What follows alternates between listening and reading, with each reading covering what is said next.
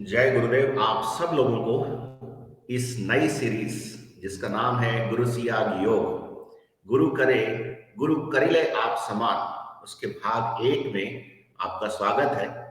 और आज हमारे साथ गुरु भाई ओम प्रकाश गर्ग हैं जोधपुर से। गुरु भाई सबसे पहले तो बहुत बहुत जय गुरुदेव आपको कि आपने जय गुरु। रात का आपको समय भी निकाला। जय गुरु। जी, आपको सुनना बहुत अच्छा लगा पहले जब आपसे बात हुई थी 2 दिन पहले, 3 दिन पहले।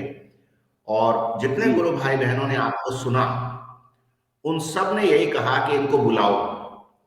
तो आपको बुलाया है और गुरुदेव ने आपके लिए एक जी खास सीरीज भी शुरू करवाई है।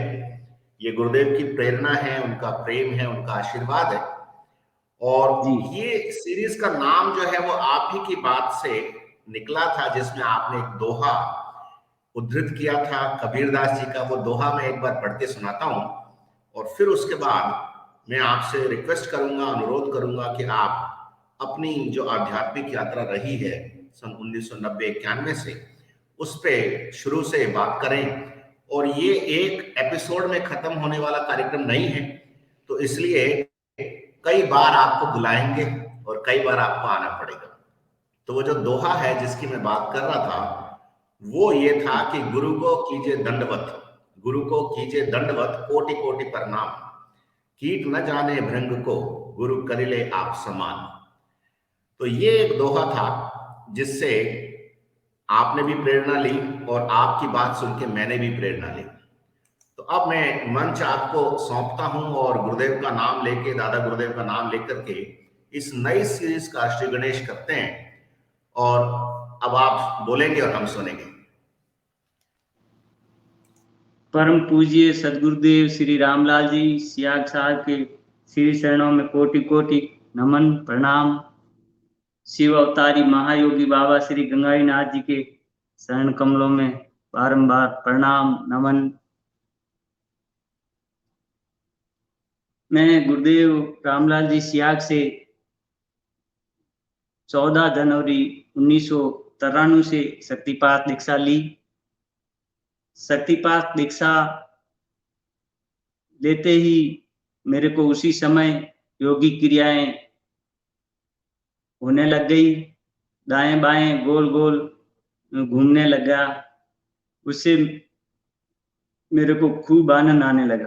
गुरुदेव कहते हैं न, जो जिसको योगी क्रियाएं हो रही है उसको तो आनंद आता है, लेकिन जो देखता है उसको डर लगता है कि पता नहीं ये किस परेशानी में हो रहा होगा, लेकिन करने वाले को तो बहुत ही आनंद आता है। तो मुझे खूब आनंद आने लग गया उससे। और मुझे हफ्ता भर के अंदर अंदर ही, मेरे कोई नशा नहीं था, कोई चाय तक नहीं पीता था, लेकिन हफ्ता भर के अंदर अंदर ही मुझे प्याज प्याज से बदबू आने लगी और लहसुन प्याज मेरा छूट गया। मैं ये सोचता था कि लहसुन प्याज तो एक प्राकृतिक चीज है, शरीर भी प्रकृति का है, तो लहसुन प्याज खाने में क्या बुराई है। तो और कहीं जाता था तो मित्र कहते थे नहीं लहसुन प्याज तामसिक है, लेकिन 7 दिन के अंदर अंदर अंदर मेरा लहसुन प्याज भी छूट गया और अपने आप ही आसन बंद, मुद्राएं, योगी क्रिया स्वतः होने लगी। खूब नाम जप के कारण खूब आनंद आने लग गया और ऐसा ऐसा आनंद आता था कि आंखें सुबह शाम खुलती ही नहीं थी। और गुरुदेव के नाम जप के कारण ऐसा लगता था कि जैसे शक्ति है वो चारों ओर, सिर के चारों ओर वो छतरी बना करके खड़ी हो गई, रह गई, और हर बुराई से, कठिनाई से, पीड़ा से, तकलीफ से बड़ी जोर जबरदस्त शक्ति खींचती है, जिससे आदमी चाह करके भी बुराई में नहीं पड़ सकता, तामसिक शक्तियों में, खान पान में, बुरी संगत में, आचरण में नहीं पड़ सकता। ऐसा होता लगता था। जी गुरु भाई।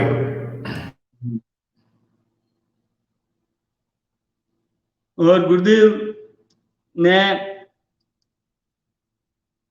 गुरुदेव ने मुझे आसन बंद होने से मेरी जो पेट के अंदर जो तकलीफ थी, पाचन शक्ति कमजोर थी, उससे मेरी पाचन शक्ति सही हो गई।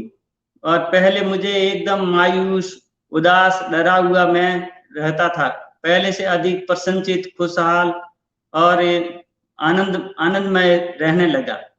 पहले मेरे को ऐसे लगता था कि जैसे मेरे सिर के ऊपर बहुत सारा बोझा रखा हो, किसी आदमी को बहुत सारा जैसे बोझा रख देते हैं, कैसे यूं दबा हुआ सा चलता है, ऐसे ही मुझे ऐसे लगता था जैसे मैं दबा हुआ हूँ और मुझे संसार में डर लग रहा है, मैं यहाँ बंध गया हूँ, मैं दुखी हूँ, मैं परेशान हूँ। लेकिन गुरुदेव से जुड़ते ही नाम जप और ध्यान करने से ऐसे लगा जैसे ऊपर से बोझा किसी ने ऊपर ही खींच लिया हो और मैं एकदम बच्चे की तरह उछलता कूदता हुआ आराम से चल रहा हूँ। पहले से प्रसन्नचित्त, आनंदित, चंचलता अनुभव कर रहा हूँ। ऐसा अनुभव होने लगा मुझे। गुरुदेव हर क्षण जैसे साथ में रहते हो, ऐसा गुरुदेव का अनुभव होता था। और कई बार गुरुदेव जब वहां से बीकानेर चले जाते थे जोधपुर से, तो गुरुदेव कहते थे अभी मैं महीना भर नहीं आऊंगा, लेकिन गुरुदेव हफ्ता 10 दिन बाद आ जाते थे।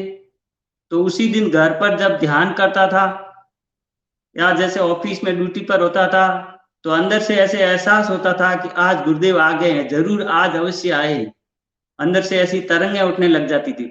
शाम को मैं जाता केंद्र पे तो पता लगा हाँ गुरुदेव आज ही आए हैं, ऐसा ही अनुभव होने लग जाता। ऐसा एक बार नहीं, कई बार हुआ ऐसा अनुभव। गुरुदेव जब भी आते थे तो अनुभव हो जाता था कि हाँ आज गुरुदेव बीकानेर से आज जोधपुर आ गए हैं। और गुरुदेव के सत्संग सुनने से ऐसा लगता था कि गुरुदेव जब बोलते हैं तो एक गोला बनता है, गुलाब जामुन जैसा, ऐसा गोला बन करके, और गुरुदेव जैसे किसी से भी बात करते हैं कि तुम कब आए, कब गए, क्या गए, तो वो गोला सा बनता है और कानों में आकर के घुलता है। और ऐसा कान उधर रहते हैं, ऐसे सुनता ही रहूं उनकी आवाज, बस सुनता ही रहूं। ऐसा अमृत के समान घुलता है और कानों में इतना आनंद आता है कि बस ये अमृत वाणी में सुनता ही रहूं।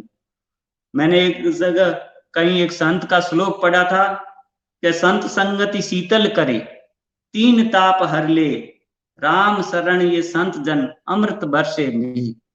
तो इस दोहे का मुझे गुरुदेव के सानिध्य में ये मुझे यथार्थ अनुभव हुआ। संत संगति शीतल करे, अंदर से अथाह शांति देता। उनके सानिध्य में बैठने से इतनी शीतलता, इतनी आनंद, इतनी शांति होती है कि बैठे ही रहें। जैसे ही पता लगता है कि हाँ गुरुदेव इतने बजे दर्शन देते हैं, तो बस दौड़ के उसी समय से पहले ही पहुंच जाते वहां और बैठे ही रहते गुरुदेव बैठे रहे, हम देखते ही रहे, उन्हें देखते ही रहे। सत्संगति शीतल करे, तीन ताप हर ले, और त्रिविधि तापों का हरण हो जाता है। तब त्रिशूल जिसको कहते हैं, आदि देहिक आदि भौतिक, राम शरण ये संत जन, राम शरण जी, राम स्नेही संप्रदाय के लिए उन संत ने ये श्लोक कहा है, राम शरण ये संत जन अमृत बरसे में। इनकी जो संतों की जो वाणी होती है गुरुओं की, इनमें वास्तव में अमृत होता है। और ये अमृतत्व तो मुझे गुरुदेव की वाणी में मुझे अमृतत्व तो अनुभव हुआ। और ये बस सत्संग जब भी सुनो अमृत ही लगता था मुझे। कुछ भी बोले गुरुदेव, बस कान यही रहते थे, घुलते ही बोलते रहे और हम सुनते रहे। और जैसे ही गुरुदेव पता लगता था कि गुरुदेव सुबह शाम ध्यान कराते हैं, तो इस तरह साइकिल पे आता जाता था, तो इस तरह तेज गति से भागता हुआ जाता था, ऐसे कब पहुंचूं, इतना जल्दी पहुंचूं, क्या पता नहीं गुरुदेव शुरू नहीं करा दिया होगा। जैसे पतंगा कैसे होता है, जैसे जब बल्ब जलते हैं, रोशनी जलती है, और पतंगा कैसे दौड़ दौड़ के पतंगे उसकी तरफ भागते हैं, ऐसे ही बस आत्मा उधर ही जाकर के दौड़ दौड़ के उनके सानिध्य में रहूं, उनको देखूं, गुरुदेव के पास ही बैठे हूं, ध्यान करूं, बस उनके सानिध्य में चुपचाप बैठे रहें, देखते रहें, वो जो बोले वो एक एक शब्द सुनते रहें, बस उसी में सुख है, उसी में आनंद है, उसी में जीवन है। कभी आत्मा को ऐसा लगा बस यहीं आना था और कहीं नहीं जाना, यहीं आना था, यही जगह थी। क्या हो रहा है, जुड़ते ही ऐसा कभी प्रश्न ही नहीं होता कि यहाँ क्यों आया, किस लिए आया, यहाँ ये क्यों कर रहा हूँ। बस आत्मा को इतना अच्छा लगा कि यही जगह थी जहां मुझे आना था। इस जगह आकर के आत्मा इतनी प्रसन्न हो गई, इतनी प्रसन्न हो गई कि ऐसा लगा कि बस जीवन का सही सही मार्ग, सही, जैसे प्यासे को, गहरे प्यासे को जैसे खूब प्यासा हो और उसको पानी मिल जाए, ऐसे ऐसे प्यासी आत्मा को जैसे पानी मिल गया हो, जैसे ऐसे ही गुरु चरणों में बैठ करके खूब आनंद आता था, अपार आनंद आता था। उसका कोई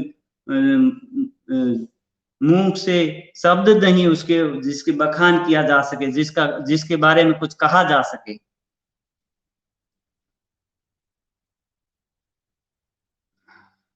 गुरु भाई आप बोलते रहिए, मैं सुन रहा हूं। मेरे क्या इको करती है ना आवाज, इसलिए मैं अपना माइक म्यूट रखता हूं। आप तो बोलते रहिए।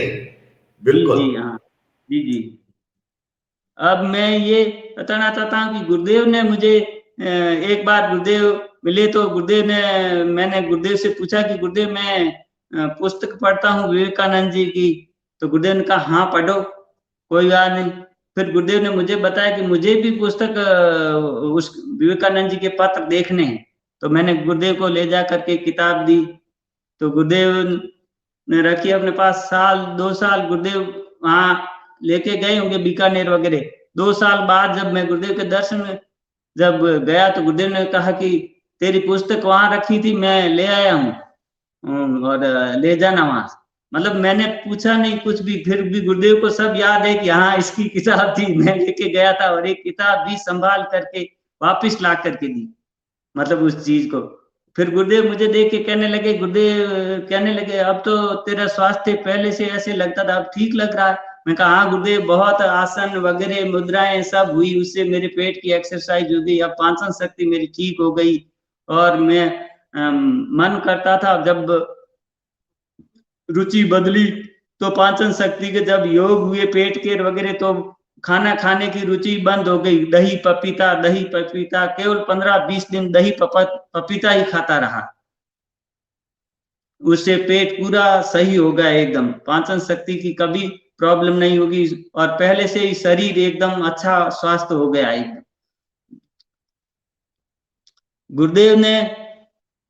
गुरुदेव से जुड़ते ही जब मैंने एक बार, जब मैं 95 की बात है कि मैं उसी में रहता था, गुरुदेव जहाँ रामदयाल जी, गुरुभाई रामदयाल जी के मकान में गुरुदेव जिस पोर्शन में रहते थे, तो गुरुदेव वहां से दूसरी जगह रहने लगे, तो उसमें किराया रह करके मैं वहीं रहने लगा।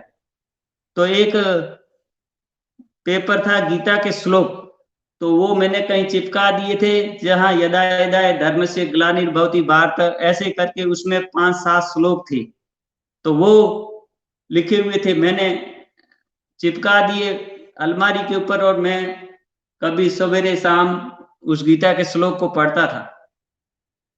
तो एक बार जब मैं गीता के श्लोक पढ़ रहा था तो मुझे अनुभव हुआ कि ये इसमें लिखा हुआ है कि मैं ही अजन्मा और अविनाशी स्वरूप होते हुए मैं जन्म लेता हूं।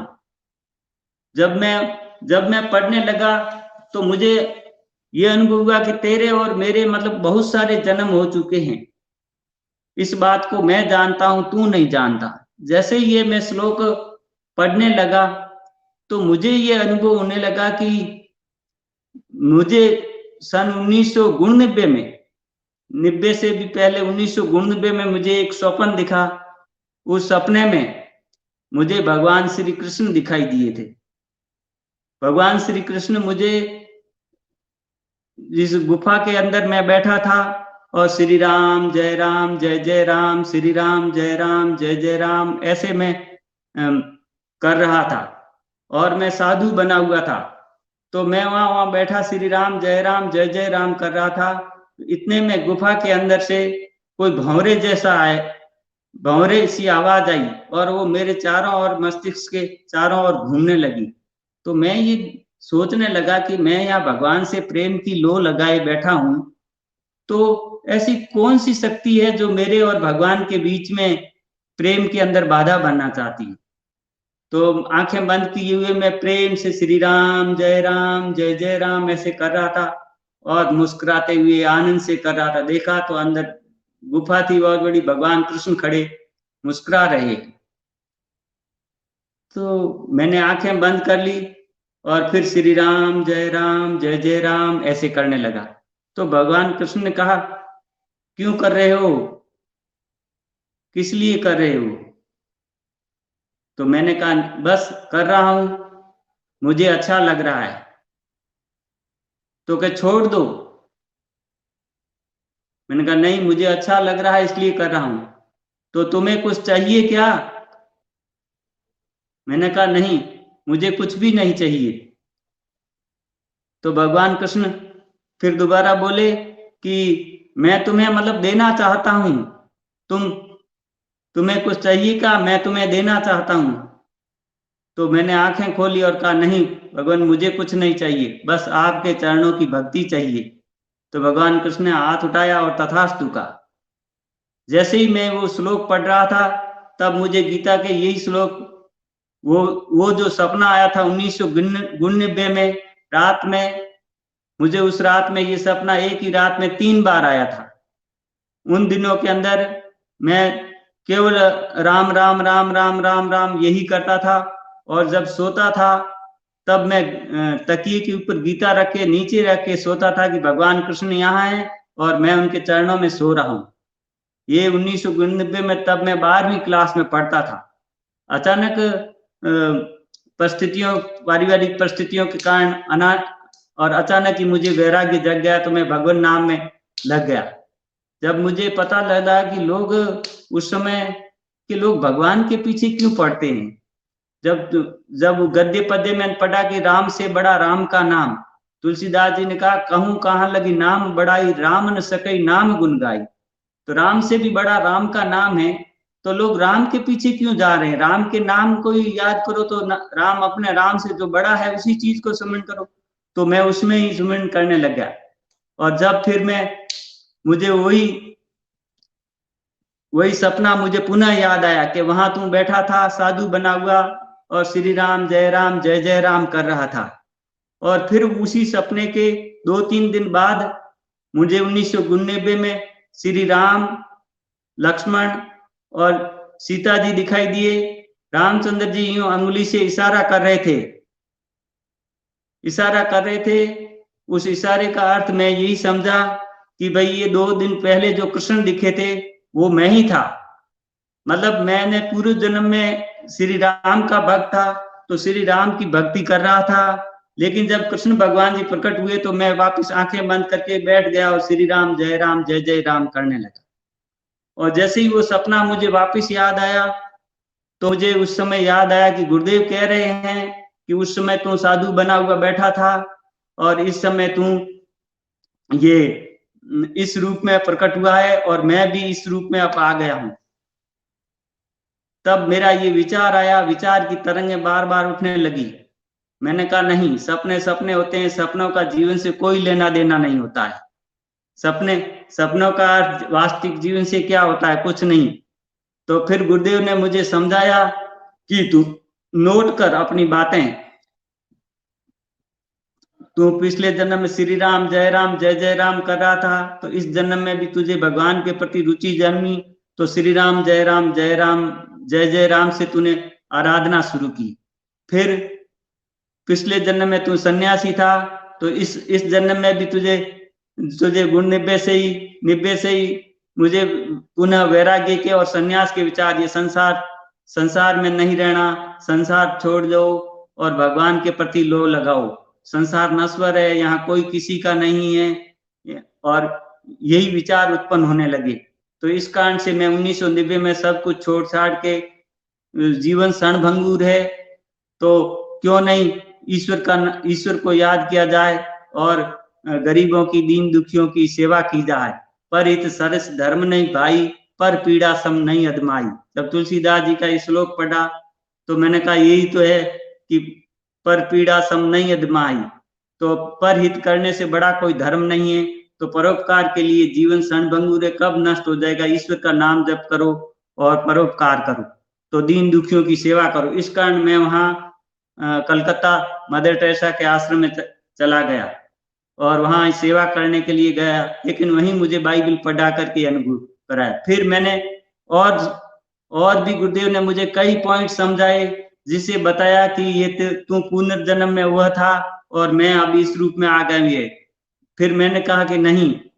फिर गुरुदेव ने मुझे योगी कथा अमृत योगानंद जी की पढ़ाई, जिसमें मुझे जब मैंने लाहिड़ी महाशय जी का और महाअवतार बाबा का जब प्रकरण उसमें पढ़ा कि महाअवतार बाबा से लाहिड़ी महाशय जी उनके शिष्य थे और वो उनसे अलग हो गए और 300 वर्ष बाद उनको वापस लाहिड़ी महाशय जी उसमें सर्विस करते थे और उनकी गुरु की कृपा से ट्रांसफर अन्यत्र हो गई और फिर वो हिमालय की तलहटी में उनको आवाज दी और उनको बुलाया और उनको याद दिलाया, देखो मैं तुम्हारा गुरु हूं, तुम मेरे शिष्य हो, और उसको योग की दीक्षा दी और उनको अनुभूति कराई। तब मुझे ये अनुभव हुआ कि हाँ, पुनर्जन्म होता है और पुनर्जन्म सत्य है, पुनर्जन्म होता है। वरना मैं पुनर्जन्म की बात मुझे गुरुदेव ने इस प्रकार समझाई। मेरी यही उस ज्ञान से मुझे यही धारणा बनी कि गुरुदेव हर शिष्य को अपना पुनर्जन्म मतलब पिछले जन्म में वो क्या था वो समझाते हैं, लेकिन किसी को ये चीज समझ में आती है और किसी को ये चीज समझ में नहीं आती है। लेकिन गुरु पुनर्जन्म के बारे में गुरुदेव अच्छी तरह इस बात को समझाते हैं। उसी के स्वभाव के अनुसार वो आगे चलता है और उसका भविष्य भी गुरुदेव समझाते हैं कि भविष्य में तू ये बनने जा रहा है, भविष्य में तू ऐसा होगा। जी गुरु भाई। तो आपने, मैं बीच में आपको रोक रहा हूँ, 1990 का जो आपका एक्सपीरियंस था, हाँ जी, जो आपने कहा कि आपने बाइबल में पढ़ा, बाइबल पढ़ी, हाँ जी, और जब हाँ आप जी, गुरुदेव से जुड़े तो आपको वही बाइबल की बातें वहां पे भी समझ में आ गई। उस पे थोड़ा सा और प्रकाश डालें आप। अच्छा, बाइबल की बातों वाली। जी गुरु भाई। हाँ, जब मैं कलकत्ता गया तो कलकत्ता की वैसे कहानी एक एक बात बताऊं तो बहुत लंबा विचरण था। जब मैं गीता पढ़ रहा था तब गीता में मैंने ये श्लोक पढ़े थे, गीता के 9वें अध्याय में भगवान कृष्ण के अनन्य चिंतयन्तो माम ये जना पर्युपासते तेषाम नित्य वियुक्ता नाम योग स्वयं वहामिम। जो निरंतर निष्काम प्रेम भाव से मेरा सिमरन करते हैं उनका बोझा मैं उठाता हूँ, उसका योग से मैं वहन करता हूँ। तब मैंने ये सोचा कि अब मैं निरंतर निष्काम प्रेम भाव से बिना कारण मैं लगातार भगवान को प्रेम से याद कर रहा हूँ। अब मैं सब कुछ छोड़ करके जाता हूँ, यहाँ से त्याग करके देखता हूँ कि मेरा भगवान बोझा उठाते हैं कि नहीं उठाते, मेरे को कैसी तकलीफ आती है, मेरा मुझे किन परिस्थितियों से दुख कष्ट पीड़ाओं से सामना करना पड़ता है।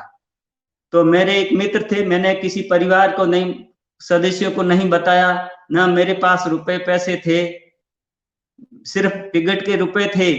जो यहाँ से टिकट लेकर के मेरे एक दोस्त ने मुझे ट्रेन पे बिठाया और सीधा दिल्ली का ट्रेन का टिकट लिया। मैं पहले कहीं बड़े शहरों के लिए दूर गया भी नहीं था, ना मुझे उतना अनुभव था।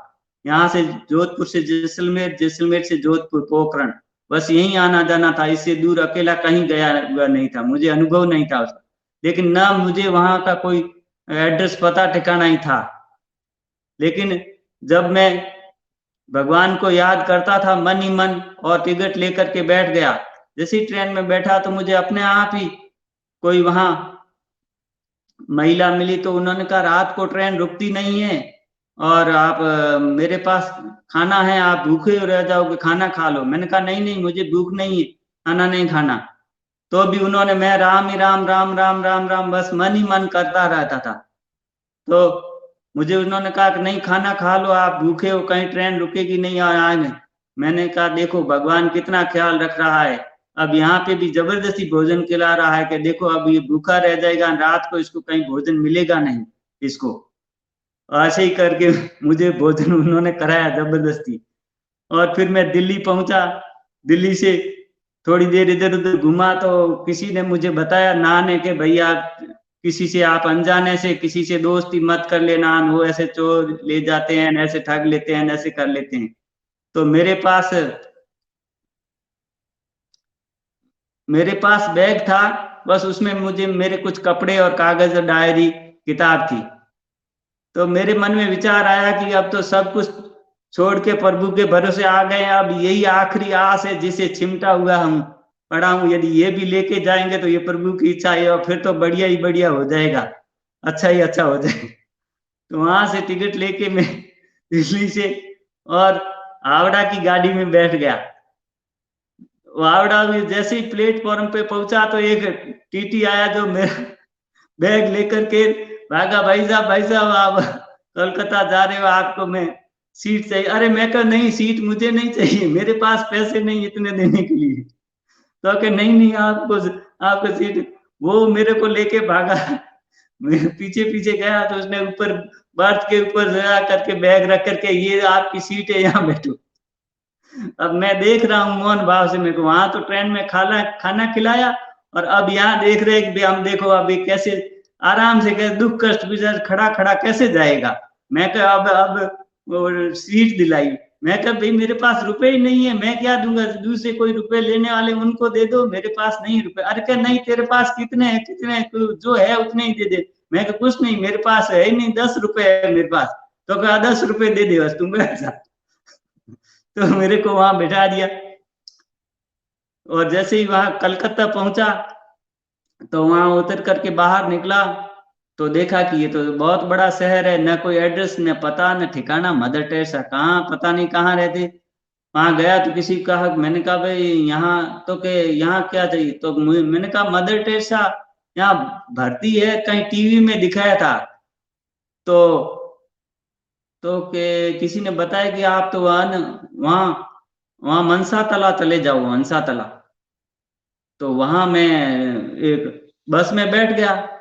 बस में बैठा तो बस वाले ने कहा कि अरे भाई साहब आपको कहाँ उतरना। मैं कहा पता नहीं मुझे तो, लेकिन वहां मदर टेरेसा टीवी में बताया था, वो बीमार है, भर्ती, उसको दिखाया था, तो मैं वहां जाना चाहता हूँ उनके पास। वहां कैसे गरीब झुग्गी झोंपड़ियां हैं, वो 10वीं में पाठ चलता था कि उस स्लम्स एरिया है, उनको पढ़ाया जाता है, उनको गरीबों की सेवा करते हैं, वो गरीब कैसे हैं, दीन दुखी कैसे हैं।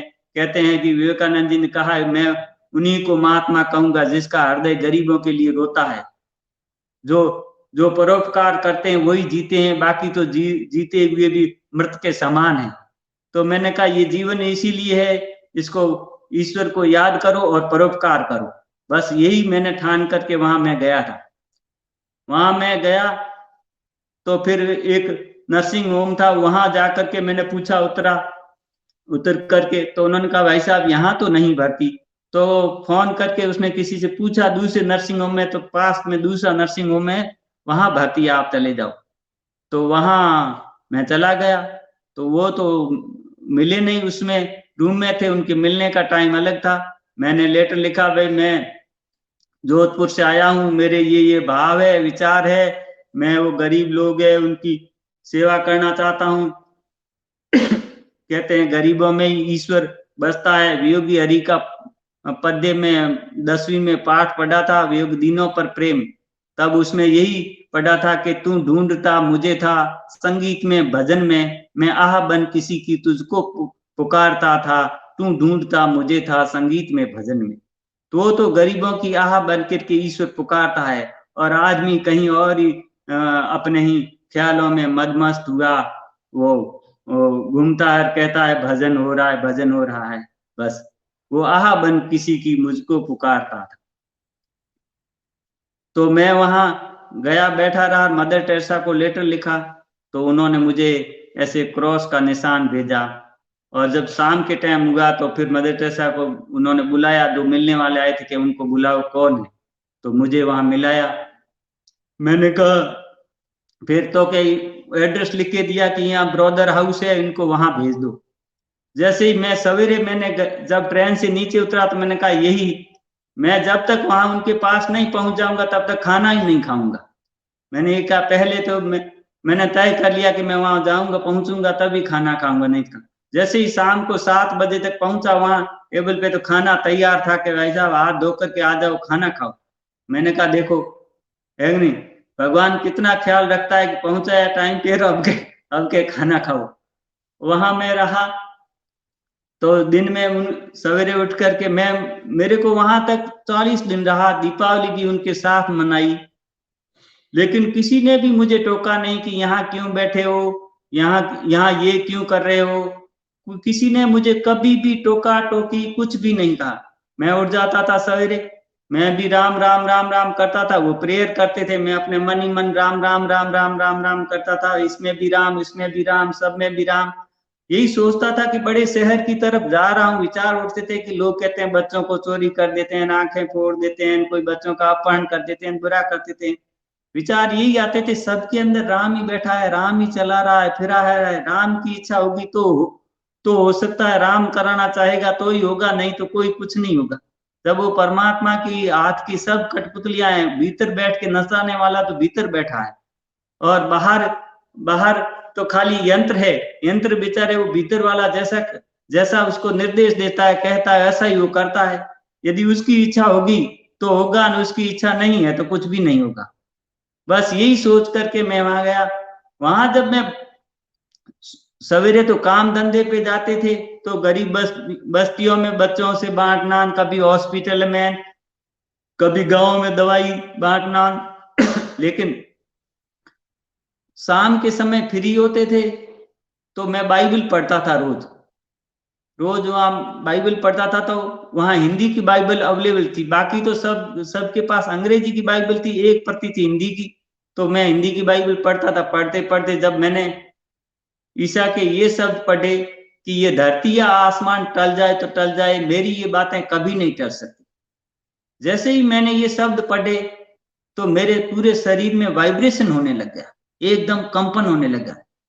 मैंने विचार किया कि मैंने ये शब्द पढ़े कि ये धरती या आसमान टल जाए, ये मेरी बातें कभी नहीं टल सकती। तब मैंने सोचा कि मेरे शरीर में ये क्यों वाइब्रेशन हो रहे हैं, ये क्या हो गया, एकदम पूरे शरीर में कंपन होने लग गया। मैं देखने लग गया मेरे शरीर को खुद, मैं कहा ये कैसे वाइब्रेशन हो रहे। फिर विचार आया कि ये ईसा कौन थे, ईसा ने कैसा जीवन जिया। ईसा ने परमेश्वर से प्रेम किया, ईसा ने लोगों से प्रेम किया, दीनहीन जो गरीब लोग थे उनके पास जाते थे, जिनके कारण धनी और धार्मिक जो कहलाने वाले लोग उनसे विरोधी हो गए थे। तो ईसा ने प्रेम का जीवन जिया, खुद प्रेम किया, अपने शिष्यों से प्रेम किया, मानवता को प्रेम का संदेश दिया। ईसा कहते हैं कि यदि आप भाई से नाराज हो और परमेश्वर के जाकर के यदि मंदिर में जाकर के आप पूजा चढ़ाते हो तो आपकी पूजा स्वीकार नहीं की जाएगी। पहले अपने भाई को राजी करो और फिर अब वहां जाकर के आप मंदिर में पूजा चढ़ाओगे, तभी आपकी पूजा स्वीकार नहीं की जाएगी। तो ईसा ने प्रेम किया, परमेश्वर से प्रेम किया। ईसा की दो ही मुख्य शिक्षाएं बाइबल में दी गई कि सबसे अधिक परमेश्वर से प्रेम कीजिए, अपने शरीर से, अपने मन से, अपनी बुद्धि से, अपनी आत्मा से। और दूसरी शिक्षा, अपने पड़ोसी को अपने समान प्रेम कीजिए। तो मैंने कहा जब ईसा ने ये शब्द कहे कि ये धरती या आसमान टल जाए, मेरी ये बातें कभी नहीं टलेगी, तो ईसा की मुझे ये बात समझ में आई कि ईसा क्यों झूठ बोलेंगे, वो किस लिए झूठ बनेंगे, लोगों को क्यों भरमाना चाहेंगे, क्यों भटकाना चाहेंगे, उनको क्या लोगों को ठग करके अपना उल्लू सीधा करना होगा ताकि वो ऐसी बातें, भरमाने वाली बातें कहेंगे। अवश्य ही इस बात में दम है। और ये जो कहते हैं कि छाती ठोक के कहा है कि ये धरती या आसमान टल जाएंगे, लेकिन मेरी बातें कभी नहीं टलेगी, क्योंकि मैंने अपनी तरफ से कुछ नहीं कहा है। जो कुछ परमेश्वर ने कहलाया है वही मैंने कहा है। जब मैं गुरुदेव से दीक्षा लेने गया था, जब 14 जनवरी 1993 को, तब मुझे जिसने पैम्पलेट दिया था एक मित्र ने, तो मैं विवेकानंद केंद्र में था, तो हम सब विवेकानंद केंद्र से घूमने कन्याकुमारी गए थे। जब वहां से वापस आए तो मेरे साथ मित्र थे महेंद्र सिंह जी राठौड़, पॉलिटेक्निक कॉलेज में वो ट्रेनिंग कर रहे थे। तो उन्होंने मुझे पैम्पलेट दिया कि ऐसे गुरुजी आए हुए हैं और वो बता रहे हैं उनके आ रहे हैं। तो मैं वो पैम्पलेट पढ़ा तो उस पैम्पलेट के ऊपर लिखा हुआ था कर्माबाई द्वारा प्रकट सत्य। तो मैंने कहा कर्माबाई द्वारा प्रकट सत्य, चलो ठीक है, गुरु जी के पास जाएंगे। जाके दीक्षा ली तो कर्माबाई द्वारा प्रकट सत्य पैम्पलेट का अर्थ क्या? कर्माबाई द्वारा प्रकट सत्य का अर्थ ये है कि कर्माबाई, गुरुदेव कहते हैं कर्माबाई, बाइबल की भविष्यवाणी किताब में गुरुदेव ने लिखा कि कर्माबाई महान प्रेमा मार्गी भक्त थी। कर्माबाई के पिताजी भगवान कृष्ण की भक्ति करते थे और भगवान कृष्ण की पूजा आराधना करते थे। तो एक दिन चले गए कहीं और, तो कर्माबाई को कह के गए कि कर्मा तू पूजा अर्चना करना और भगवान को भोग लगाना। तो कहते हैं कि भगवान को वो भोग लगाने बैठी तो भगवान प्रकट नहीं हुए। तो वो भोली थी, छोटी थी, बाल स्वभाव की। तो उन्होंने कहा कि पिताजी तो रोज चढ़ाते हैं, करते हैं, तो भगवान भोग खाते हैं, और आज मेरा दिया हुआ खा ही नहीं रहे, क्या बात है? तो कहते हैं कि भगवान को रूठ गई और उसने कहा कि भगवान आप नहीं खाओगे तो मैं भी नहीं खाऊंगी।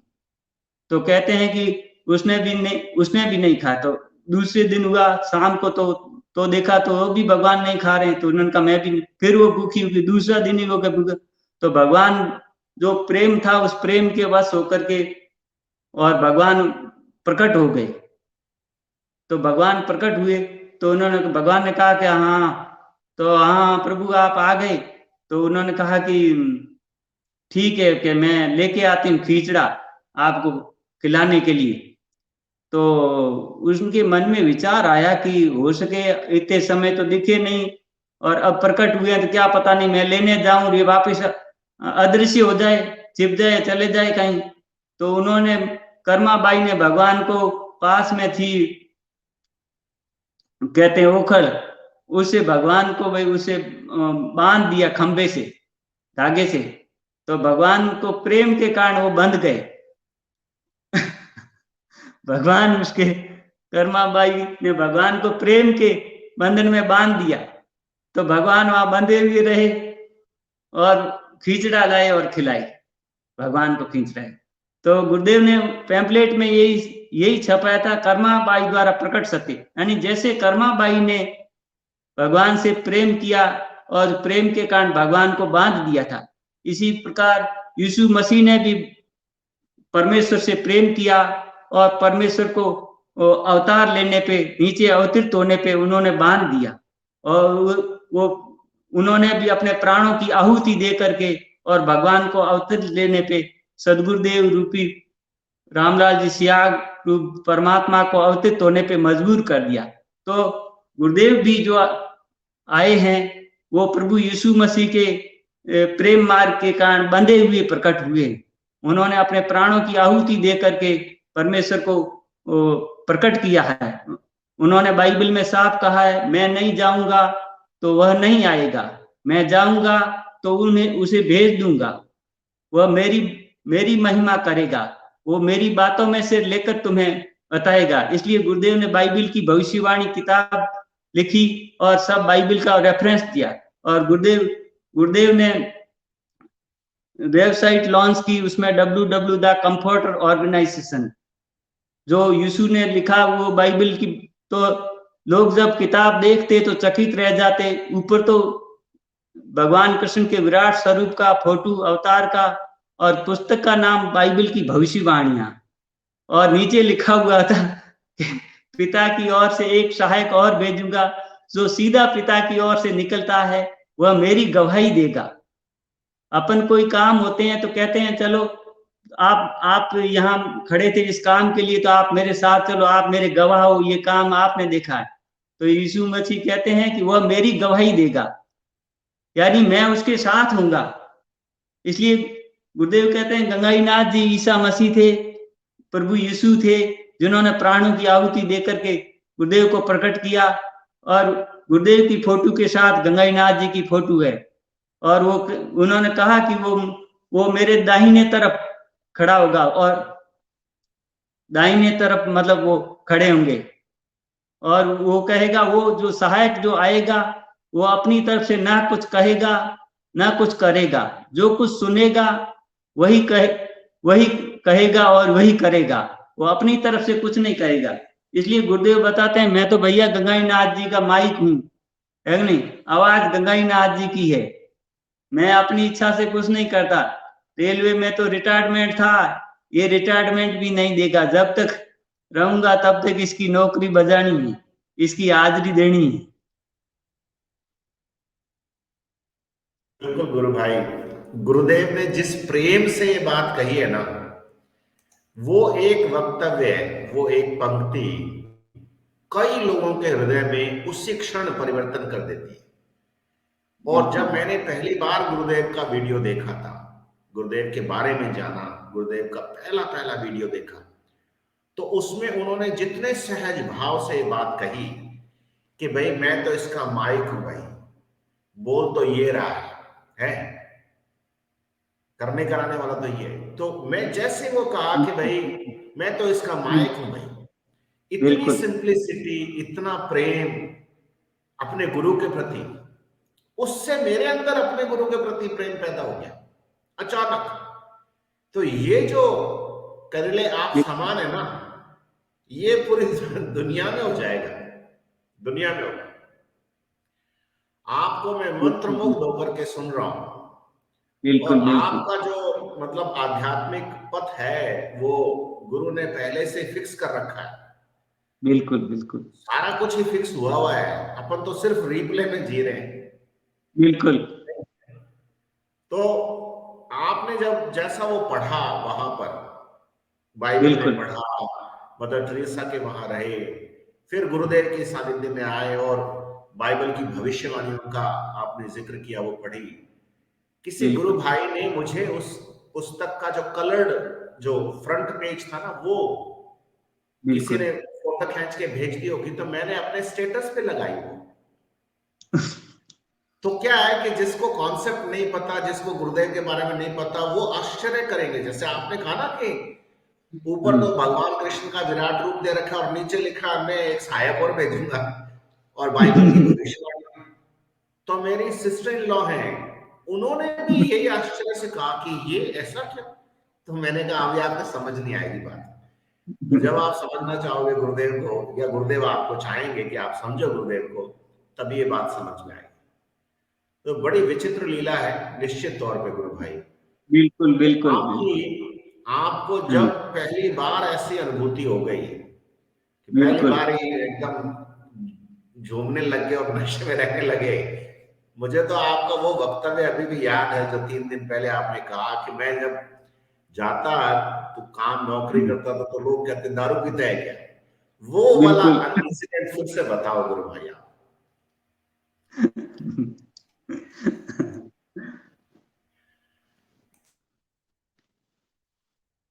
गुरुदेव के सानिध्य में जब निरंतर नाम जप और ध्यान करते थे तो इतना आनंद आता था, इतना आनंद आता था कि सवेरे और शाम के टाइम तो आंखें खुलती ही नहीं थी और आंखें ऐसे भारी हो जाती थी, और यूं खोलने की कोशिश करते तो आंखें दुखने लग जाती थी, और इतना नशा सा छाया रहता था।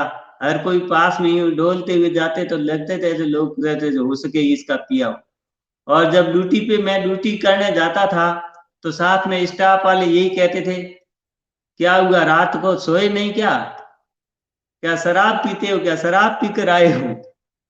अब हम उनको कैसे बताएं कि या भांग पीते हो क्या, हम यही कहते हैं भाई गुरुदेव कहते हैं ना कि आंख धतूर नानकार उतर जाए पर बात, नाम खुमारी नानकार चढ़ी रहे दिखना।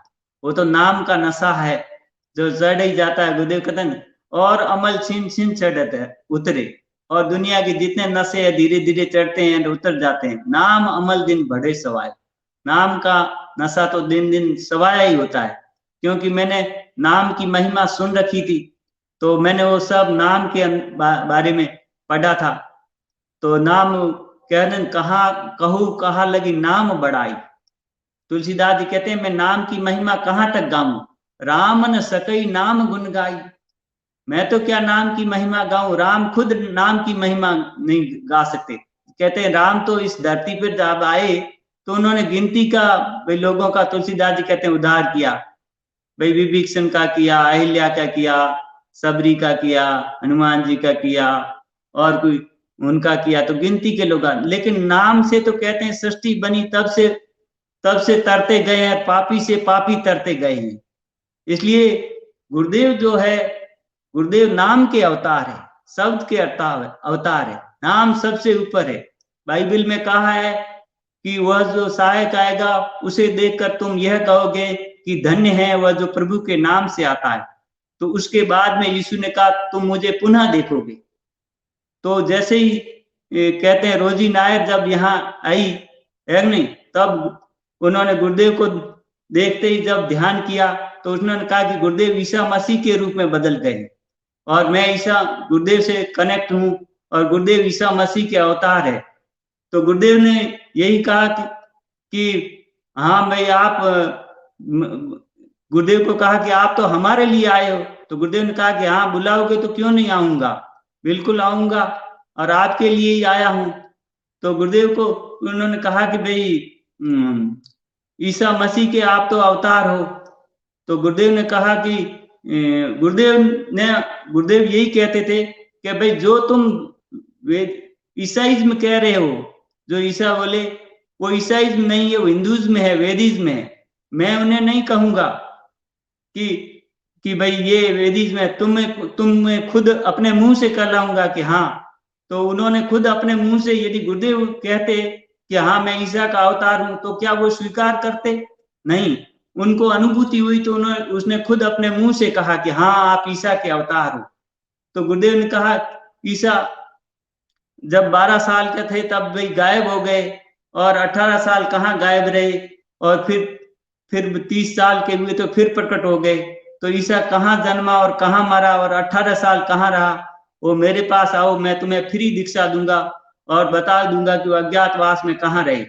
तो तुम जिसे ईसाइज्म कह रहे हो, वो ईसाइज्म नहीं है, वो हिंदुइज्म है, वेदिज्म है। वो 18 साल यहीं रहे, वो जम्मू कश्मीर में नाथ योगियों से दीक्षा ली और वो जो वहां जाकर के जो वापिस भाषा बोले वो वैदिक भाषा, हिंदू फिलोसॉफी की भाषा, बी बोर्न अगेन। जब तक तुम नए सिरे से नहीं जन्मोगे तब तक तुम परमेश्वर के राज्य में प्रवेश नहीं कर सकते। तो वो नए सिरे से जन्मने की बात ही उनके समझ में नहीं आती है। वो के नए सिरे से कैसे जन्मे? क्या दूसरी माँ के गर्भ में प्रवेश करें फिर जन्मे? तो नहीं पहला जन्म तो भौतिक माता पिता गुरुदेव कहते हैं इस 8 मास के शरीर को देते हैं और दूसरा जन्म गुरु दीक्षा देकर के आत्म साक्षात्कार कराता है। तो वो नए सिरे से जन्मने का वो अर्थ ही नहीं समझ पाते हैं। और यीशु मसीह सीधे यही भाषा बोलते हैं जाते ही वहां कि मैं तुमसे सच सच कहता हूं, जब तक तुम नए सिरे से नहीं जन्मोगे तब तक तुम परमेश्वर के राज्य में प्रवेश नहीं कर सकते। और नए सिरे से जन्मने की बात ही उनके समझ में नहीं आती कि नए सिरे से जन्मना कैसा है। और गुरुदेव यहाँ दीक्षा देकर के जब अनुभूतियां कराते हैं तो सीधा ही आध्यात्म जगत में प्रवेश कराते हैं। गुरुदेव कहते हैं भाई ये 9 द्वार की आराधना जो आज्ञा चाकर के नीचे अपरा विद्या, ये माया की आराधना है, ये नश्वर है। और इस 10वां द्वार कहते हैं इससे ऊपर की आराधना, 10वें द्वार से ऊपर की, ये परा विद्या यानी ईश्वर के लोक की आराधना है। तो गुरुदेव सीधे ही दीक्षा देते हैं, तो सीधी दीक्षा देने से परा विद्या ईश्वर के लोक में प्रवेश कर जाते हैं। तो ध्यान करते ही आनंद आने लग जाता है। तो आनंद चित्त और सत, तो आनंद आने के कारण, बस आनंद की खुमारी में रहने के कारण गुरुदेव कहते हैं सभी नसों से छुट्टी हो जाती है, वो नशे स्वतः ही छूट जाते हैं, मानसिक तनाव भी स्वतः ही खत्म हो जाता है। आनंद की खुमारी में वो ऐसा झूमता है कि उसको हर समय आनंद में रहता है। बस वो दूसरे लोग उसको आनंद को पहचान नहीं पाते हैं कि ये कितना आनंद में है और ऐसा आनंद इसको कहाँ से आ रहा है। और उसको भौतिक सुख में सारे फीके लगने लग जाते हैं। उसको अंदर से इतना आनंद आता है, बस वो यही सोचता है कि मैं इसी आनंद में मग्न रहूं और इसी आनंद में अपना जीवन बिताऊं। और वह जब जिससे मिलता है, बातें करता है, तो उनको भी अनजाने में उनको ही आनंद आना शुरू हो जाता है। और आनंद उनको अच्छा लगता है कि वो भी बोले और बातें करे, और वो आनंद आगे से आगे आनंद बहने लग जाता है। यही बाइबल में लिखा हुआ कि परमेश्वर आपके आनंद के कटोरों को इतना भर देता है कि वो आपसे आनंद छलकने लग जाता है। वो आनंद छलक करके दूसरों तक आनंद पहुंचने लग जाता है। उसमें कहता है ये यहूदियों, ये नशे में नहीं है, ये अभी पहर भर भी मतलब दिन नहीं चढ़ा है। तुम सोचते हो कि ये मतलब नशे में है, नशे में नहीं, ये ईश्वर के, ये आनंद के नशे में चूर है। तुम इसे समझ नहीं पा रहे हो। हाँ जी। गुरु भाई देखो, मैं तो आपकी बात सुन के नशे में आ गया। ऐसा नशा चढ़ रहा है कि जिसको राम रसायन पिला देते ना, जैसे गुरुदेव बोलते हैं राम रसायन पिलाते हुए, हाँ हम भी नशा करवाते हैं, है ना, बिल्कुल हम बिल्कुल। स्पिरिट का नशा करवाते हैं।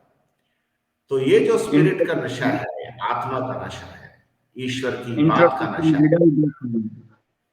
उसमें जोरदार चीज है।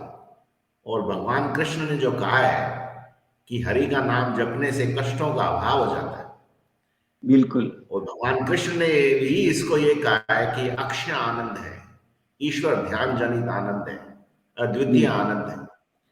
तो वैसा सा आनंद पूरी दुनिया में आने लग जाएगा। आपको जिस तरीके से गुरुदेव ने तैयार किया है, आप तो छुपे हुए हीरे हो, क्योंकि अभी तक तो मेरे को ही नहीं पता था आपके बारे में, और मेरे बारे में भी शायद बहुत लोगों को नहीं पता होगा।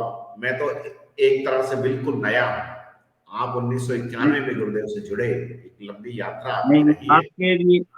आपके भी लगातार, अब गुरुदेव ने आपको जिस समय, कहते हैं समय तय होता है सबका। गुरुदेव कहते हैं करना कराना कुछ नहीं है, सब कुछ किया कराया आपकी जानकारी में नहीं है। जिस समय फिल्म बनी हुई है, जिस समय शुरू होनी है जिसकी, जिस समय, उसी समय उसकी शुरू होनी है। ये तो बिल्कुल। बात है गुरु भाई। हाँ तो एक बिल्कुल। आज का सेशन अपन कंप्लीट करें उससे पहले, एक जो अनुभूति आपने मुझे कल सुनाई थी कि जब हाँ जी। गुरुदेव मुंबई में उनकी कोई एक फिल्म बन रही थी, और उसमें उन्होंने कहा कि हाँ ये दर्शन विश्व दर्शन होगा, ऐसी कोई बात थी, तो पत्रकार ने कहा हम्म। कि कैसे जाएगा, वो वाला आप जरूर सुनाएं गुरु भाई। हाँ जी, हाँ जी। हाँ, गुरुदेव जब मुंबई गए थे पहली बार, तो गुरुदेव ने बताया था भाई ये हिंदू धर्म है, ये सनातन धर्म है, ये विश्व धर्म बनेगा। तो सामने वाले जो महाशय जी थे उन्होंने कहा कि ये तो असंभव है, क्योंकि हिंदू धर्म के अंदर जो स्थिति दिख रही है, इतने इतने मत पंथ संप्रदाय और इतने वर्णों में बंटा हुआ आपस में, ये कैसे कैसे विश्व दर्शन बनेगा। तो गुरुदेव ने कहा भाई आप जो बात कह रहे हो उसके अनुसार स्थिति तो यही है वर्तमान में। तो गुरुदेव ने कहा कोई बात नहीं, आप ये उत्तरपाड़ा पुस्तक उनको दी, और उत्तरपाड़ा पुस्तक पढ़ने को दी कि ये किताब पढ़ना। तो वो जब उत्तरपाड़ा किताब उन्होंने पढ़ी, तो पढ़ के जब वो दूसरे दिन आए गुरुदेव के पास, तो वो कहने लगे कि हाँ जी, हाँ जी, ये तो हिंदू धर्म, सनातन धर्म, ये विश्व धर्म बनेगा। तो गुरुदेव ने कहा कि कल तो मना कर रहे थे, आज कैसे कर रहे हो कि हाँ ये तो बनेगा। तो उन्होंने कहा कि ये तो भगवान की इच्छा है, भगवान कृष्ण की इच्छा है। और भगवान कृष्ण ने सब कुछ अलीपुर जेल में, जो वाणी भगवान कृष्ण ने महर्षि अरविंद को अलीपुर जेल में बताई, वही वाणी भगवान कृष्ण ने विपिन चंद्र पाल को बक्सर के जेल में बताई। देखो सेम बातें घटित हो रही। और उस उत्तरपाड़ा में यही कहा कि अरविंद को भगवान कृष्ण ने आदेश दिया भी तुम मेरे लिए मतलब समय निकालो, एकांत ढूंढो, मैं तुम्हें कुछ बात है वो समझाना चाहता हूं। तो वो जो कार्य में लगे हुए थे, तो वो कार्य में इतने व्यस्त रहते थे कि वो समय निकाल नहीं पाए। तो वो सोचते थे मैं कार्य छोड़ दूंगा तो ये शायद कार्य पिछड़ जाएगा, इसलिए मैं इस कार्य में रहूं। तो एक दिन वो कहीं कहते हैं कि जब स्वतंत्रता के लिए रैलियां निकल रही थी, तो वो भी बाजार से गुजर रहे थे, वो भी बाजार से गुजर रहे थे। तो उस रैली में सम्मिलित हो गए। तो वो दूसरों को जब पकड़ा, तो महर्षि अरविंद को भी पकड़ लिया और वो जेल के अंदर लेके गए और एक जगह रखा। तो वो भगवान से प्रार्थना करने के लगे, हे भगवान, मैं अपने लिए तो कुछ भी नहीं चाहता, लेकिन देश के लिए मैं काम करना चाहता था, और मेरे साथ ही अचानक मैंने तो किया है, अभी ये कुछ किया ही नहीं, मुझे कैसे पकड़ लिया और मैं वो काम नहीं कर। तो भगवान की ओर से उत्तर मिला उनको, भगवान कृष्ण की ओर के ठहरो, रुको, देखो, कि 2-3 दिन वहां रखे, और फिर चौथे दिन उनको अलीपुर जेल में दे दिया। अलीपुर जेल में ले जाता तो आदेश दिया कि इनको सबसे काल कोठरी है उधर ले जा करके यहाँ इनको रखो। तो वहां ले जाकर चले गए। तो उन्होंने कहा कि यहाँ अब ये तो मेरा जीवन ही, यहाँ तो ये क्या हो गया, खत्म हो जाएगा ऐसे। तो भगवान कृष्ण ने कहा कि स्मरण करो। तो उन्होंने क्या स्मरण, कि मैंने 2-3 महीने पहले तुझे आदेश दिया था कि तुम अपने लिए एकांत ढूंढो, लेकिन तुम अपने लिए एकांत नहीं ढूंढ पाए, मैंने तुम्हारे लिए ये एकांत ढूंढा है। जिन बंधनों को तुम अपनी दुर्बलताओं के कारण, जिन बंधनों को तुम नहीं काट सके, वो बंधन मैंने तुम्हारे लिए काट दिए, और मैंने तुम्हारे लिए ये एकांत ढूंढा। फिर कहते हैं कि वहां स्वामी विवेकानंद जी की आत्मा ने प्रकट होकर महर्षि अरविंद को योग की दीक्षा दी। 1906 में विवेकानंद जी ब्रह्मलीन हो गए थे, और 1908 के अंदर उन्होंने दीक्षा दी, उनकी आत्मा ने वहां प्रकट होकर। तो महर्षि अरविंद कहते हैं कि जब स्वामी जी यहाँ थे तभी वो दीक्षा दे देते, सशरीर थे, जब शरीर शांत हो गया तो उसके बाद में क्यों दीक्षा दे रहे, ये मुझे कुछ बात मतलब समझ में नहीं आई। तो भगवान कृष्ण जब उनको वाणी सुनाई, तब भगवान कृष्ण ने उनको सब 15 दिन तक उनकी आत्मा ने उनको प्रवचन सुनाए और अध्यात्म की बातें सिखाई विवेकानंद जी की आत्मा ने। फिर भगवान कृष्ण ने तो महर्षि अरविंद को बताया कि तुम्हारे स्थूल और सूक्ष्म और भीतर और बाहर, जो तुम्हारे अंदर नास्तिक, सूक्ष्म, भीतर, स्थूल और सूक्ष्म, बाहर और भीतर सारे प्रमाण दे दिए गए हैं। तेरे अंदर जो नास्तिकता थी उसका उत्तर दे दिया गया है, क्योंकि अरविंद छोटे थे 5 साल के, तब उनको विदेश में भेज दिया था उनके पिताजी ने, इंग्लैंड में। वहीं पढ़े लिखे बड़े हुए, भारतीय संस्कृति, वेद, गीता, योग क्या है उनको कुछ भी पता नहीं था। उनके पिता ये जानते थे कि ये हिंदुस्तान में रहने वाले ये कोई लोग है, ये इनको ना तो कुछ जीवन आता है, न यहाँ का जीवन में, यहाँ के मेरे बच्चे को यहाँ की हवा तक नहीं लगनी चाहिए। वो डॉक्टर थे पढ़े लिखे, तो इसलिए उनको वहां भेज दिया। तो उन्होंने यूरोपीय कल्चर और उधर का तो सब साहित्य पढ़ लिया था, लेकिन यहाँ का कुछ भी उनको जानकारी नहीं थी। लेकिन यहाँ आते ही वो इसमें कूद पड़े, इसमें स्वतंत्रता सेनानी में, इसमें, और इन्हों में सब, फिर भगवान कृष्ण ने उनको सब बताया और समझाया, और भगवान कृष्ण से सारी वार्ता हुई, और भगवान कृष्ण ने उनको जो जो आदेश दिए उनके अनुसार सब किया। उसी में वो उत्तर पाड़ा भाषण है जिसमें भगवान कृष्ण ने उसको साफ साफ बताया है। और भगवान गुरुदेव बताते हैं कि भी योग युक्त अवस्था में उनको 2 आदेश मिले, उसमें उन्होंने कहा जो कुछ मेरी इच्छा होगी वही होगा, दूसरों की इच्छा से नहीं। जो मैं जिस चीज को लाना चाहता हूं उसे कोई मानवीय शक्ति नहीं रोक सकती, सभी मेरे यंत्र है, शत्रु कोई नहीं। वो जो मेरा विरोध, वही मेरा काम नहीं कर रहे हैं जो मेरा काम करते हैं और मेरा प्रसार करते हैं, वो भी मेरा काम कर रहे हैं जो मेरे रास्ते में रोड़े अटकाते हैं और मेरा विरोध करते हैं। वो मेरे काम में सहायक बनने के अतिरिक्त और कुछ भी नहीं कर सकते। जो कुछ मेरी इच्छा होगी वही होगा, दूसरों की इच्छा से कोई नहीं। मैं जिस चीज को लाना चाहता हूं उसे कोई मानवीय शक्ति नहीं रोक सकती। फिर दूसरा आदेश कहते हैं ये था कि महर्षि अरविंद जी ने पूछा कि मैं कौन सा काम करूं और कैसे करूं। तब भगवान कृष्ण ने कहा कि तुम ये जाने बिना, तुम ये जानने की जरूरत, तुम किस तरफ जा रहे हो, तुम सब क्रियाओं और सब कार्यों के द्वारा मेरी तरफ आ रहे हो। तुम करना चाहते हो कुछ और, कर बैठते हो कुछ और। एक लक्ष्य को, एक कार्य को लक्ष्य बनाते हो, परिणाम उससे विपरीत और उल्टे मिलते हैं। क्यों? क्योंकि शक्ति का आविर्भाव हुआ है और उसने लोगों में प्रवेश किया है। जो शक्ति की इच्छा होगी वही होगा, आपके अपनी इच्छा से कुछ नहीं होगा।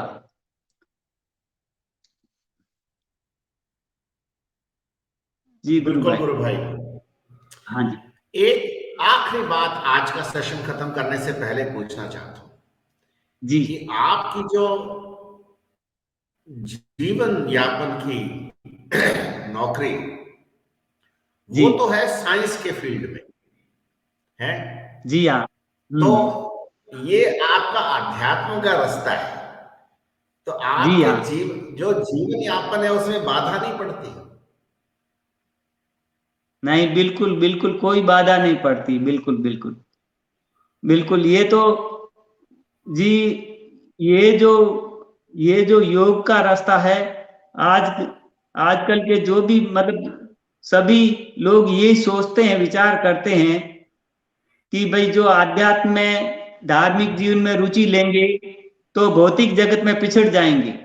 और इसी डर के कारण आजकल के जो युवा युवती है, जो पढ़ने वाले हैं, वो इस धर्म और आध्यात्म के नाम से चिढ़ते हैं और वो पीछे रहने की कोशिश करते हैं।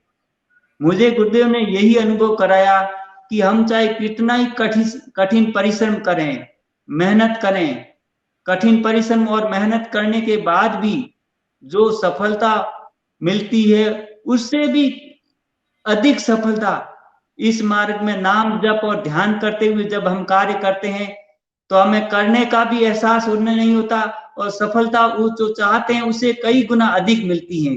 और हमारा इतना भौतिक विकास होता है, इतना भौतिक विकास होता है कि हम उसकी कल्पना नहीं कर सकते हैं, इतना भौतिक विकास होता है। गुरुदेव कहते हैं ये कंप्लीट ही एक जो शक्ति भला और बुरा दोनों करती है, कोई भी किसी को शक्ति दे और उसे शक्ति से भला और बुरा दोनों होता है, तो वो शक्ति सोच समझ कर देनी पड़ती है। लेकिन जिस शक्ति को ग्रहण करने से भला ही भला होता है, उसको सोच समझ कर देने की जरूरत नहीं। इसलिए गुरुदेव सभी को दीक्षा देते हैं, बच्चे, स्त्री, बूढ़े, रोगी, जवान, क्योंकि ये कम गुरुदेव ने अपनी पुस्तक बाइबल की भविष्यवाणी में लिखा है, नौ नाथों ने ऐसी सकारात्मक शक्ति पे उत्पन्न कर दी है, तो विश्व की कोई भी शक्ति, कोई भी ताकत उसको रोक नहीं सकेगी। ये मानवता में ये सब प्रकार से सुख, शांति, अमन, चैन ही करेगी। ये किसी प्रकार की नेगेटिविटी नहीं करेगी, किसी प्रकार की नकारात्मकता इसमें नहीं है। इसलिए ये सबको बिना सोचे समझे इसको दो, भला ही भला होना है, किसी का भी तनिक भी अहित नहीं होना है इसमें, बिल्कुल। और इसमें जब नाम जप करते हुए हम कोई भी कार्य करते हैं, नाम जप और ध्यान करते हुए जब अपन ड्यूटी करते हैं, चाहे नौकरी की हो, विवेकानंद जी का एक रसोईया रसोई बनाते हुए ईश्वर को प्राप्त करेगा, जूता गांठने वाला जूता गांठते हुए ईश्वर को प्राप्त करेगा। जो गुरुदेव कहते हैं इसमें कोई भी आपको जो काम कर रहे हो तो वो काम छोड़ने की जरूरत नहीं, आप कार्य वही करते रहो, बस नाम जप करते रहो।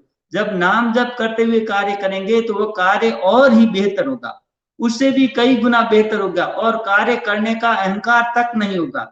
तो ये उसमें कुंडलिनी जीवन का रहस्य यही बताया है और यही मुझे गुरुदेव ने अनुभूति कराई कि एक डॉक्टर को और अधिक अच्छा डॉक्टर, एक वैज्ञानिक को और अधिक इंजीनियर को और अच्छा अधिक इंजीनियर, और एक परिवार की जिम्मेदारी निभाने वाले को और अधिक परिवार की जिम्मेदारी निभाने की उसको दायित्व, वो काम को और अच्छा करने की रुचि होती है। ये कर्म का त्याग कराती नहीं है और कर्म को अच्छी तरह और जिम्मेदारी ने योग कर्म सुकौशलम, योग कर्मों में कुशलता प्रदान करता है। जब मैं नाम जप और ध्यान करते हुए काम करता हूँ स्टाफ में, जब मैं मेरी ड्यूटी पे बैठा था, वैक्सीन लगाता हूँ, तब मुझे मतलब जब मैं वैक्सीन लगाता था, जहां पे भी गलती होती थी पास से आवाज आती, देख तूने यहाँ ये गलती की, इस काम को थोड़ा सा ऐसे करता तो और अच्छी तरह कर। जैसे मैं स्कूटर चला रहा हूँ तो देख तू तेरा यहाँ ध्यान नहीं रखता है, देख तू इस तरह से करके यहाँ तेरी गलती होती थी, यहाँ मैंने तेरा ध्यान रखा। तो ऐसे हर समय हर काम के अंदर वो शक्ति निर्देश देती है और अनुभव होती है। तो मुझे जब 94, 95, 96, 2000 तक जब ऐसे अनुभव हो रहे और हर काम में मेरे को ऐसे लगता कोई दिखता नहीं है और हर समय साथ में रहता है और हर समय ये आवाज और ये काम ऐसे नहीं ऐसे करो, काम ऐसे नहीं ऐसे करो, ये है क्या मामला, कौन है जो पास में रहता है, साथ में रहता है। और गुरुदेव कहते हैं भाई ये तो, फिर मुझे बाद में मैंने एक लेख पढ़ा महर्षि अरविंद का, निष्काम कर्म की साधना, तो निष्काम कर्म की साधना तो गुरुदेव कहते हैं ना कि भैया ये तो गीता का निष्काम कर्म योग है, गीता का निष्काम कर्म योग।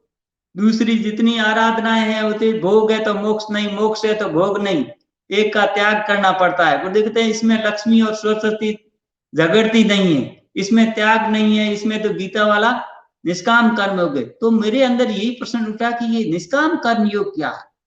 उसमें पढ़ा तब मुझे पता लगा कि निष्काम कर्म योग क्या है। तब गुरुदेव ने मुझे समझाया कि निष्काम कर्म योगी, जैसे ही मैं ध्यान करके गुरुदेव से जुड़ा था, ध्यान करके घंटा 1.5-2 घंटा मुझे बहुत आनंद आता, तो मैं घंटे भर से काम तो बैठता ही नहीं था।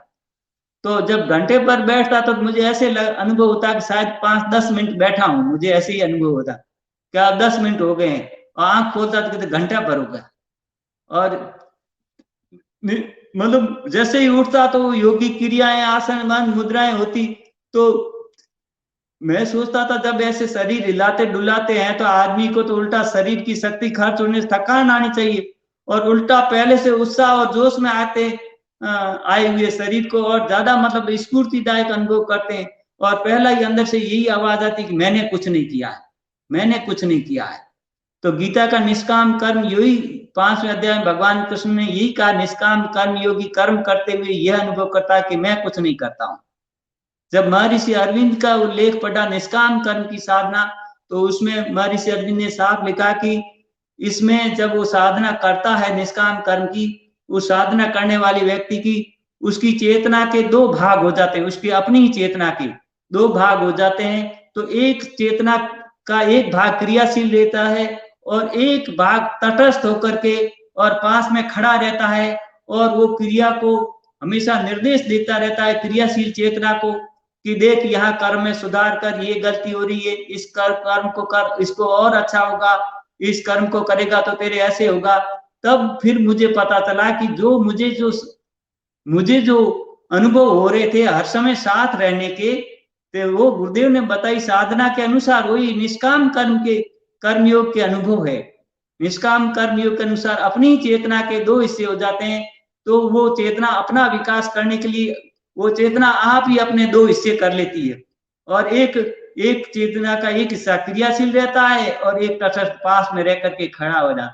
आज गुरु भाई वो अजीत कुड़ी जी का मैं सुन रहा था, उसमें गुरु एक्सपीरियंस, तो उसमें कहते हैं हर समय कोई ऐसे आकर जैसे कान के पास खड़ा हो फुसफुसाता है और हर समय कह रहा है अब ये हो, अब ये हो। तब मुझे यही पता चला ये सब वो इसी के अनुभव है। वो जो अपनी चेतना है नहीं, वो गुरु चेतना का, वो आत्मा का, वो सब तो वही उसी चीज के 2 हिस्से हो जाते हैं, एक क्रियाशील रहती है और एक तटस्थ होकर निर्देश देती रहती है। यही अनुभव हुआ। और गुरुदेव से जैसे ही दीक्षा लेकर के ध्यान करते हैं और लंबे समय तक ध्यान होता है, तो बस आत्मा में हर चीज के संकेत मिलने लग जाते हैं, आत्म जागृति हो जाती है, आत्मा बोलने लग जाता है। कैसे? आत्मा एक महान महाशक्ति है। जैसे हम रोड पे चल रहे हैं तो रेड लाइट दिखती है, अब रुक जाओ, है नहीं, अभी आगे मत बढ़ो, यहाँ खड़े हो जाओ। थोड़ी देर में ग्रीन लाइट दिखेगी, हाँ अब रास्ता साफ है, अब चलो। ऐसे ही आत्मा के अंदर से मूक संकेत आने शुरू हो जाते हैं, हमें क्या करना है, क्या नहीं करना है, किस प्रकार करना है, वो सब संकेत हम दिखाई देते। फिर मुझे ये समझाया कि देखो दीवार के ऊपर जब घड़ी लगी हुई होती है ना, तो घर के अंदर तो दीवार के घड़ी दिन में चलती है, लेकिन दिन में घड़ी की आवाज नहीं सुनाई पड़ती। वही जब रात का शोरगुल शांत हो जाता है और सोने को जाते हैं तो देखते हैं कि घड़ी की आवाज आ रही, टिक टिक टिक टिक। तो रात को घड़ी की आवाज क्यों सुनाई दे रही? क्योंकि बाहर का शोरगुल शांत हो गया। जैसे ही बाहर का शोरगुल शांत हो गया, ऐसे ही घड़ी की आवाज एकदम साफ नजर आने लगी कि हाँ घड़ी की आवाज आ रही, टिक टिक टिक। ऐसे ही जब नाम जप और ध्यान करते हैं तब अंतर्मुखी हो जाते हैं, तो आत्मा क्या बोल रही है उसकी आवाज एकदम साफ सुन रही जाती, क्योंकि चित्त की चंचलता खत्म हो जाती है और आदमी अंतर्मुखी हो जाता है। तो अंदर आत्मा क्या बोलती है वो एकदम उसकी स्पष्ट आवाज सुनाई पड़ती है। ये करना है, ये नहीं करना है, ये छोड़ना है, ये पकड़ना है, वो अपने आप ही सहज ही धीरे धीरे धीरे धीरे धीरे धीरे अपने आप होता है। गुरुदेव कहते हैं कि भाई विवेकानंद जी जब अमेरिका में थे तो भाषण दे रहे थे, तो विवेकानंद जी ने कहा भाई तुम्हें यदि ईश्वर की तरफ बढ़ना है तो तुम्हें सात्विक होना पड़ेगा, सतोगुणी होना पड़ेगा। तो वहां के लोगों ने कहा भाई इसका अर्थ है कि हम तो उसकी तरफ कभी नहीं बढ़ सकेंगे। तो उन्होंने कहा कि क्यों, हम तो भाई मांस मछली अंडा खाने वाले, शराब पीने वाले। तब विवेकानंद जी ने कहा भी नहीं, तो क्यों, कि आपके अंदर से जब वो चेतना जगेगी और आत्म जागृति होगी, है नहीं, तब आप उन चीजों को नहीं छोड़ोगे, वो वस्तुएं आपको खुद छोड़ के चली जाएगी। तो गुरुदेव कहते हैं भाई एक बोतल पीते हो तो 1.5 बोतल पीना शराब, मेरे कहने से, दूसरों के कहने से नहीं छोड़ते तो मेरे कहने से कौन छोड़ेगा, है नहीं। इसलिए तो मैं तो कहता हूँ छोड़ना नहीं है, पकड़े रहना, 1.5 बोतल पीना, लेकिन नाम को भी मत छोड़ना, देखना कितने दिन पी सकोगे। You need no to give up the things will be give up के हिसाब से परिवर्तन होएगा, आपकी बुद्धि के हिसाब से नहीं। आप उन वस्तुओं को नहीं छोड़ोगे, वो वस्तुएं खुद आपको छोड़ के चली जाएगी। तो विवेकानंद जी यही कहते थे, ये दुनिया के महापुरुषों, ये दुनिया के विद्वानों, ये तुम लोगों को उपदेश देते हो, बच्चों को सिखाते हो कि अच्छे बनो, अच्छे बनो, चोरी मत करो, है नहीं, झूठ मत बोलो, लेकिन वो लोग सोचते हैं ये बताओ उनका अच्छा बना कैसे जाए, अच्छा बने कैसे जाए। जब तक वो अंदर शक्ति का जागरण नहीं होगा, जब वो तक वो अंदर से चेतना का विकास नहीं होगा, तब तक वो बाहर छोड़ेगा कैसे। बाहर जो कुछ भी होता है कार्य, उसका कारण भीतर है।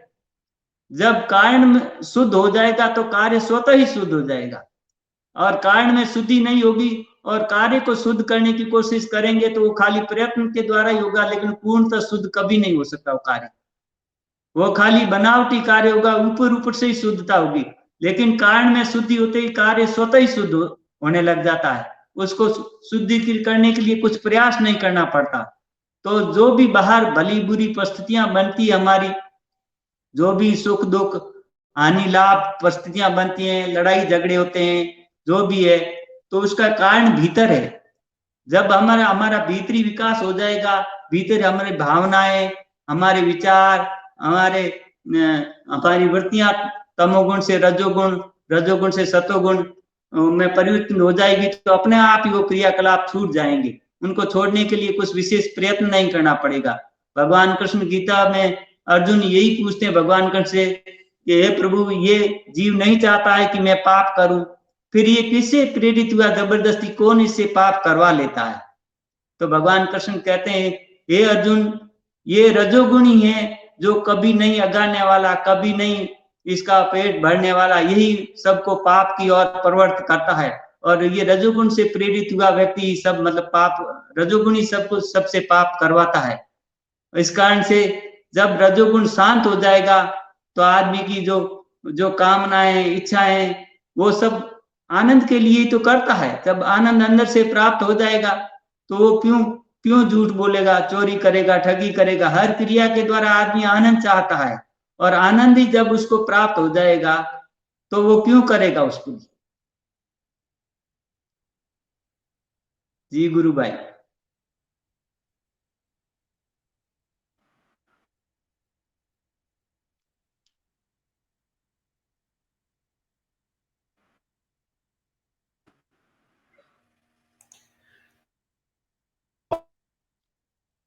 बहुत बढ़िया गुरु भाई। और अगर और थोड़ा सा खींचा जाए हाँ तो हाँ इस जी जी जी जी जो कि ये कहा ना कि अपने पड़ोसी से भी प्रेम करो, ईश्वर के हाँ जी ये जो आनंद है, ये दुनिया एक रहने लायक, ये निष्कर्ष पे आज अपन पहुंचे हैं और अनुभूतियां भी हैं। और आज के सेशन को अभी विराम देंगे, लेकिन ये सीरीज आपके साथ कंटिन्यू रहेगी। आज एक बहुत जी अच्छी शुरुआत गुरुदेव ने आपके साथ करवाई है, और बिल्कुल जैसा गुरु वैसा चेला वाली बात कर दी है, और बड़ा आनंद है। और मैं तो अभी आपको सुन सुन करके नशे में हूं, लेकिन जब ये प्रसारित हो रहा है, जो होगा सोमवार के दिन किया जाएगा, उस समय जब जितने सैकड़ों हजारों और बाद में लाखों लोग देखेंगे, तो वो सच में ये जान पाएंगे कि हमारा गुरु जो है वो सच में एक अवतार है। वो सच में, चाहे जीसस का अवतार कहो कि कृष्ण का अवतार कहो कि कोई सा अवतार कहो, बस उसको उससे प्रेम करना आ जाएगा। और अल्टीमेटली बिल्कुल ये जितने भी एपिसोड्स हम लोग कर रहे हैं, ये हम अपने गुरु बिल्कुल गुरु के रूप से बहुत कम लोग जानते हैं। लेकिन अपनी बात सुन करके कुछ लोग तो ठहर करके सुनेंगे तो सही कि यार ये क्या करे, पता तो करे, ये दिखने में तो ठीक ठाक लगते हैं दोनों ही। एक साइंस का बंदा है, एक एकेडमिक्स का बंदा है, साइकोलॉजी का बंदा है। बातें तो दोनों, मतलब बंदे तो प्रोफेशनली तो ठीक है, लेकिन ये बात क्या कर रहे हैं। तो अल्टीमेटली यही है कि जिसको गुरु पकड़ना चाहता है, जिसको गुरु अपने पास बुलाता है, जिसको गुरु अपने से जोड़ना चाहता है, उसके लिए कोई ना कोई माध्यम जरूर बना देता है। और हो सकता है ये एपिसोड कोई एक माध्यम हो। बिल्कुल तो बिल्कुल आपका बहुत बहुत धन्यवाद गुरु भाई, आनंद आया। बिल्कुल जो स्थिति में नहीं हूं, इतना ज्यादा मेरे को भी अब ऐसा हो गया, ये तो राम के नाम का नशा है जो आप में भी चढ़ा, मुझ में भी चढ़ा, और हमारी बात में भी वही नशा है जो, क्योंकि गुरुदेव ने कहा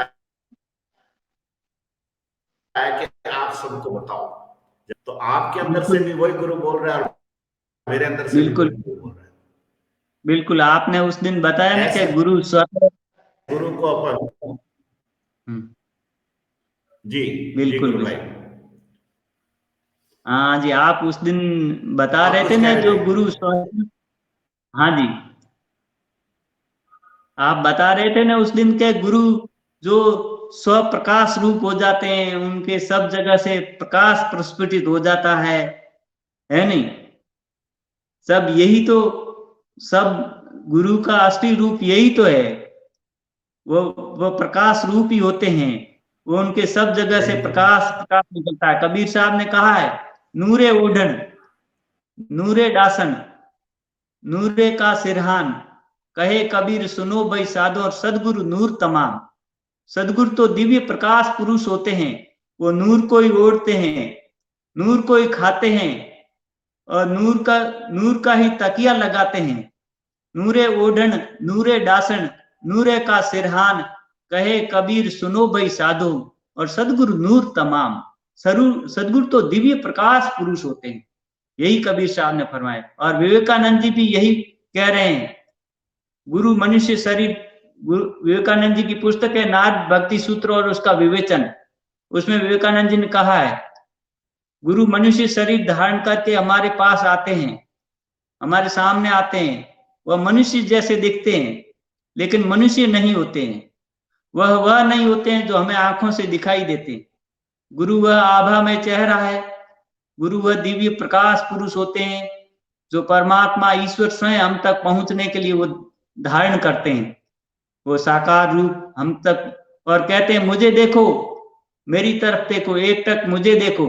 जैसे ही हम उनकी तरफ देखते हैं तो हम अपने भीतर बैठे हुए ईश्वर से जुड़ जाते हैं, अपने अंतर्निहित ईश्वर से जुड़ जाते हैं। वो दिव्य प्रकाश पुरुष होते हैं। वो आभा में चेहरा है जो ईश्वर स्वयं हम तक पहुंचने के लिए धारण करते हैं। बहुत बढ़िया, बहुत बढ़िया गुरु भाई, आनंद आ गया। बहुत बहुत जय गुरुदेव। ये गुरु चर्चा, ये सत्संग जारी रहेगा अगले एपिसोड में, लेकिन आज के लिए विदा लेते हैं। जो गुरुदेव बुलवाना चाहते थे वो उन्होंने बुलवाया, तो गुरुदेव के चरणों में ही ये एपिसोड समर्पित करते हैं। पहला एपिसोड है, अब आगे जैसे गुरुदेव बुलवाना चाहेंगे वैसे। बहुत बहुत जय गुरुदेव, और जो दर्शक हैं उनको भी बहुत बहुत जय गुरुदेव। जय गुरुदेव, जय गुरुदेव।